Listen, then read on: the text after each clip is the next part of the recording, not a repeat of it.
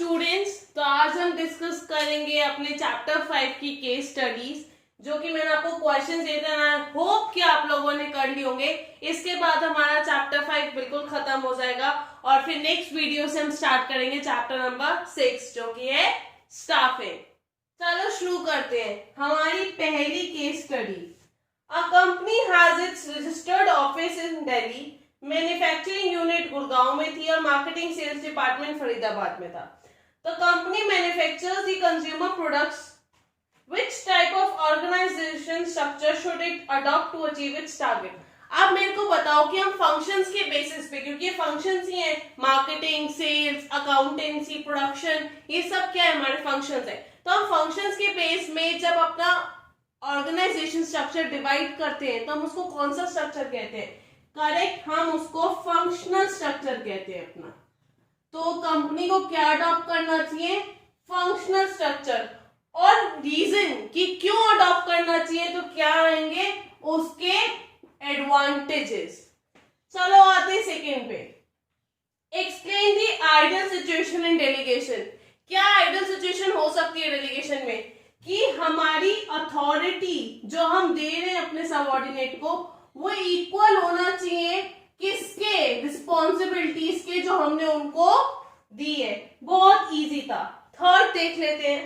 The directors of Puneet electronics and organisation manufacturing TV components have asked Shakti, their marketing manager, to achieve. अच्छा, उन्होंने marketing manager को एक target दिए कि आपको इतना अचीव करना है। तो शक्ति को डेलीगेट कर दिया गया टास्क वैभव को, उसके डिप्यूटी सेल्स मैनेजर है। अब वैभव अपना काम नहीं कर पाया, क्या शक्ति रिस्पॉन्सिबल है? ऑब्वियसली हाँ। और वो क्यों रिस्पॉन्सिबल है? क्योंकि यहाँ पे क्या अप्लाई होता है? प्रिंसिपल पूछ रहे हैं। कौन सा? Principle of absolute accountability. That means कि आप अगर अपने सबऑर्डिनेट को अपना काम दे रहे हो, लेकिन फिर भी आप उसके लिए अकाउंटेबल होगे कि वो आकर आपको रिपोर्ट करे सॉरी, और अगर वो रिपोर्ट नहीं कर पा रहे या उसने काम नहीं किया तो आप ही रिस्पॉन्सिबल होगे उसके काम ना करने पे। अब उन्होंने पूछा है कि अदर प्रिंसिपल्स भी बताओ, और कौन कौन से प्रिंसिपल्स थे हमारे डेलीगेशन में, वो सारे हमें यहाँ लिखने। ठीक है, फिर फोर्थ देख लेते हैं। Tanushree runs a factory wherein she manufactures shoes. अच्छा, उसने एक फैक्ट्री खोल रखी है तनुश्री ने, और वो शूज मैन्युफैक्चर करती है और वो काफी अच्छे से कर रही थी। उसने अपना बिजनेस एक्सपैंड किया और डाइवर्सिफाई किया लेदर बैग्स में। मतलब एक प्रोडक्ट था उनका शूज, फिर आया लेदर बैग्स, और उसके बाद शायद एक और भी है वेस्टर्न फॉर्मल वेयर। यानी कि वो 3 प्रोडक्ट्स में डील कर रही है। तो कौन सा स्ट्रक्चर हुआ? Divisional structure. पता चल गया कैसे? क्योंकि वो अपना काम छोड़ के एक अलग से 2 प्रोडक्ट्स उसने ले लिए, तो 3 प्रोडक्ट्स में वो डील कर रही है। तो कौन सा स्ट्रक्चर है? Divisional structure. अच्छा, उसके बाद विच टाइप ऑफ स्ट्रक्चर बता दिया। क्यों? अब उसके एडवांटेजेस लिख देंगे हम डिविजनल स्ट्रक्चर के, कि अगर उसको डिविजनल स्ट्रक्चर अडॉप्ट करना चाहिए तो वो क्यों करना चाहिए। चलो फिफ्थ देखते हैं। An organization grows in size and complexity. It becomes centralized or decentralized. वो कहना चाह रहा है कि अगर ऑर्गेनाइजेशन साइज में भी बढ़ता जा रहा है, यानी कि एक्सपैंड करता जा रहा है अपने आप को, और जितना ज्यादा एक्सपैंड करेगा उतनी ज्यादा कॉम्प्लेक्शंस बढ़ते जाएंगे, तो वो बिजनेस सेंट्रलाइज होते हैं डिसेंट्रलाइज? ऑब्वियस सी बात है, डिसेंट्रलाइज होता है। क्यों? जैसे जैसे हमारा बिजनेस बढ़ता जाता है वैसे वैसे तो हम अपने सबऑर्डिनेट्स को अपना काम डिवाइड करते जाते हैं, कि बांटते जाते हैं, कि जिससे हम और बाकी चीजों पे फोकस कर सके। 6th देखते हैं। A company manufacturing sewing machines. सिलाइयों की मशीन का एक काम करती थी कंपनी, और वो फॉलो करती थी फॉर्मल ऑर्गेनाइजेशन स्ट्रक्चर। लेकिन काफी ज्यादा प्रॉब्लम्स आ रही थी, मतलब इसमें ऑलरेडी बता दिया कि वो कौन सा स्ट्रक्चर फॉलो कर रहे थे। डिले इन डिसीजन मेकिंग, उसकी वजह से काफी प्रॉब्लम आ रही थी, जिसकी वजह से वो डिसीजन मेकिंग में डिले हो रहा था। As a result it is not able to adopt the changing business environment. यानी कि फॉर्मल ऑर्गेनाइजेशन स्ट्रक्चर फॉलो करते हुए वो बिजनेस एनवायरनमेंट के चेंजेस के साथ अडॉप्ट नहीं कर पा रहा था।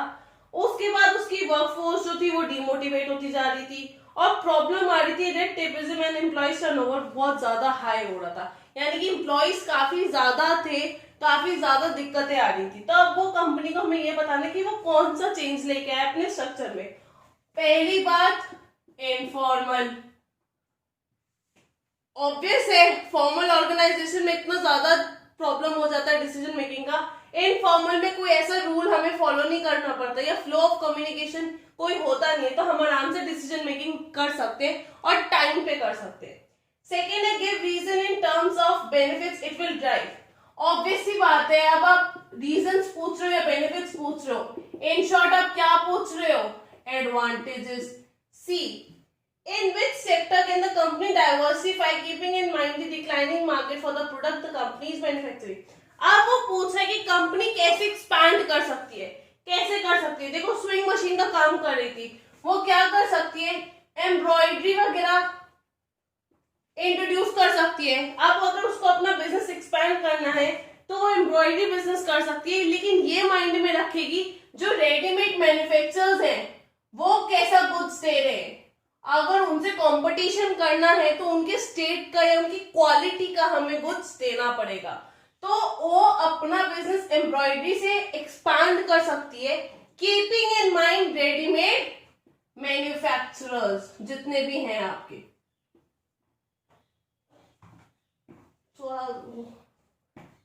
समझ आ गया? अभी आपको ये देखो, जैसे जनरल क्वेश्चन पूछा मैंने, ऐसे आपको जनरल क्वेश्चन पूछ सकता है। यहाँ मैंने आपसे पूछा कि वो कैसे एक्सपैंड करे, एग्जाम में आ सकता है कि कौन कौन सी वैल्यूज यहाँ पे वायलेट हो रही है या कौन सी वैल्यूज हाईलाइट हो रही है, तो क्वेश्चन को बहुत ध्यान से पढ़ो जिससे कि आप समझ सको। फिर seventh, a company manufacturing consumer goods has grown in size. It was a market leader, but with changes in economic environment and with the entries of MNC, its market share is declining। मतलब एक top का business था जिसका, वो काफी ज्यादा नीचे आ गया। क्यों? MNCs की वजह से और इकोनॉमिक एनवायरनमेंट के चेंजेस की वजह से। The company was following a centralized business model as even the minor decisions were in the heads of top level। अब उन्होंने बता दिया कि क्या दिक्कत थी, क्या कि सेंट्रलाइज्ड फॉलो कर रहे थे, मतलब छोटे से छोटा डिसीजन भी टॉप लेवल के हाथ में था, तो ऑब्वियसली बात है प्रॉब्लम तो आनी थी। तो अब वो क्या फॉलो करेंगे, वो फॉलो करेंगे डिसेंट्रलाइजेशन। और यहाँ पे हमें उनको क्या बताना है, हम बताएंगे इसकी इंपॉर्टेंस की वो क्यों जरूरी है। क्वेश्चन समझ आ रहे हैं? अब 8th और 9th जो थे वो बहुत ही सिंपल थे, बहुत ही इजीली होने वाले थे। 8th, what is the need for an educate appropriate organization structure। यानी कि आपको कौन सा ऑर्गेनाइजेशन स्ट्रक्चर फॉलो करना है या क्या आपको स्ट्रक्चर रखना है अपने बिजनेस में, ये आपको देखना बहुत जरूरी है। और ये आप कब देखते हो, जब आपके बिजनेस को ग्रोथ हो रही है, एक्सपैंड कर रहे हो। पहला रीजन क्या है कि ग्रोथ हो रही है, दूसरा रीजन क्या है एक्सपैंड कर रहे हो, तीसरा क्या है कि कोऑर्डिनेशन नहीं कर पा रहे। और कोऑर्डिनेशन कब नहीं कर पाओगे, जब या तो आपके नए फंक्शंस इंट्रोड्यूस होंगे या फिर आपके नए प्रोडक्ट्स इंट्रोड्यूस होंगे। अब फाइनली 9th देख लेते हैं। State the relationship between amongst authority, responsibility and accountability. ये मैं लिखूंगी नहीं, मैं सिर्फ समझाऊंगी। अगर आपको याद हो हमारे एलिमेंट्स क्या थे डेलीगेशन के, रिस्पॉन्सिबिलिटी, अकाउंटेबिलिटी और अथॉरिटी। हमने उसमें पढ़ा था कि अथॉरिटी जब हम देते हैं किसी को, उसके साथ साथ हम रिस्पॉन्सिबिलिटी देते हैं, और जब रिस्पॉन्सिबिलिटी आ जाती है ऑटोमेटिकली अकाउंटेबिलिटी आपकी इंपोज हो जाती है। तो वही चीज हमें इस क्वेश्चन में लिखनी थी कि रिस्पॉन्सिबिलिटी ड्राइव होती है अथॉरिटी से और अकाउंटेबिलिटी ड्राइव होती है रिस्पॉन्सिबिलिटी से। That's all for today. आज हमारा चैप्टर 5 फाइनली खत्म हो गया और अब हम प्रोसीड करेंगे चैप्टर नंबर 6 पे। Thanks for watching. Do subscribe, like and share the video as much as you can.